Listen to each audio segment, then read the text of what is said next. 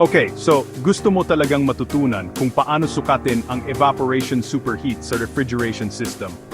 Madali lang yan, pero kailangan ng tamang gamit at tamang proseso. Ako, lagi kong tinitiyak na tama ang sukat, dahil dito nakasalalay kung gaano ka-efficient at ligtas ang iyong system. Unang-una, ano nga ba ang evaporation superheat? Ito yung difference ng temperatura ng refrigerant gas na lumalabas mula sa evaporator kumpara sa boiling point niya sa loob ng evaporator mismo.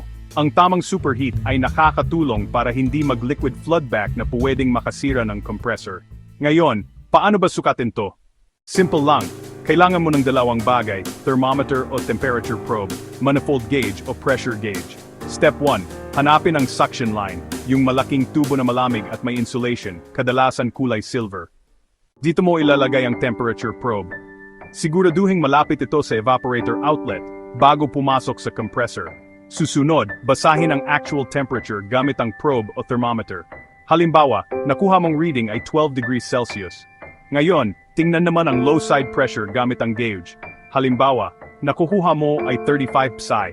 Kailangan i-convert mo yan sa temperatura gamit ang pressure temperature chart ng refrigerant na gamit mo. Halimbawa R134A.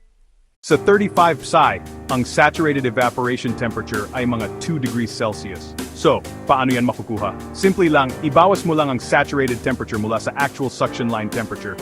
12 degrees Celsius minus 2 degrees equals 10 degrees Celsius. Ibig sabihin, ang superheat mo ay 10 degrees Celsius. Ano ang ideal na value? Kadalasan nasa 5 to 10 degrees Celsius. Huwag masyadong mababa, delikado sa compressor. Huwag din sobra, baka kulang sa refrigerant or may bara.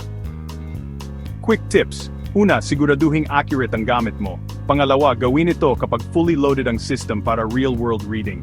At syempre, safety first. Lagi mag-ingat habang nagsusukat. Kung may tanong pa kayo, i-comment lang yan sa baba. Huwag kalimutan mag-like at subscribe para sa iba pang HVAC tips. Ako si Your Name. Hanggang sa susunod na video, keep it cool.